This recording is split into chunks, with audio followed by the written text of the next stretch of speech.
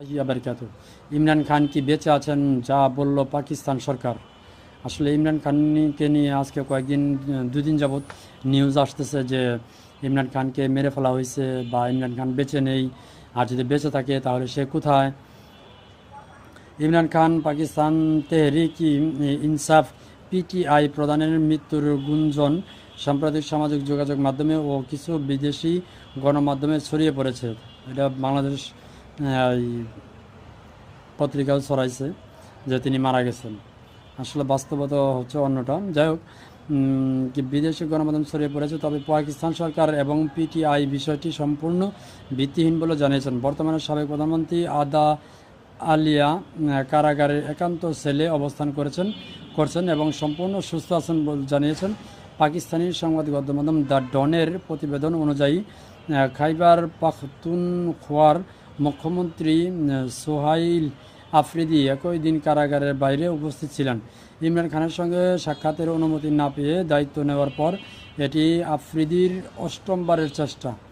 ইমরান খানের আইনজীবী, চিকিৎসক এবং পরিবারের সদস্যদের সাক্ষাতের সুযোগ দেওয়া হয়নি। আসলে পাকিস্তানের যতগুলো প্রধানমন্ত্রী এ পর্যন্ত আছে, এর মধ্যে শুধুমাত্র ইমরান খান সেই বলছেন যে বাংলাদেশের সাথে যা ঘটেছে পাকিস্তানের ক্ষমা চাওয়া উচিত। তো এই জন্যে ইমরান খানকে আমার ব্যক্তিগতভাবে পছন্দ হয় যে তিনি ক্ষমা চাওয়ার জন্য বলছিলেন। তাছাড়া আর পাকিস্তানের কোনো বিষয়ে আমার কোনো মন্তব্য নেই। তবে ইমরান খানকে খুব ভালো লাগে এই একটা কারণেই। তারপরে ইমরান খানের ছেলে বলছে বাবার বেঁচে থাকার কোনো প্রমাণ নেই। ইমরানের ছেলে বলছেন পাকিস্তানের সাবেক প্রধানমন্ত্রী ইমরান খান জীবিত আছেন এমন কোনো প্রমাণ নেই বলে দাবি করছেন তার ছেলে কাসিম খান।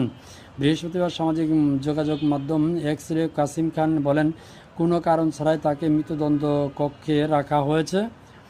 তিনি আরও বলেন, ইমরান খানকে তার পরিবারের সঙ্গে কোনো যোগাযোগের সুযোগ দিচ্ছে না, এমনকি কোনো ফোন কল বা সাক্ষাৎ করাও বন্ধ রাখা হয়েছে।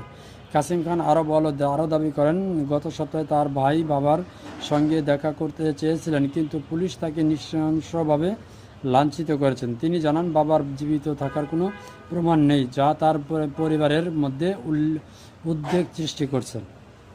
এই হচ্ছে অবস্থা। আসলে এরকম সারা পৃথিবীতেই দেখতে হচ্ছে, ক্ষমতায় গেলে বিরোধী দলকে দমন করা, এই হচ্ছে একটা অবস্থা। তো এগুলো থেকে আসলে বের হওয়া উচিত। আপনি কি মনে করেন? অবশ্যই কমেন্টে জানাবেন। ভালো থাকবেন সবাই। আসসালামু আলাইকুম।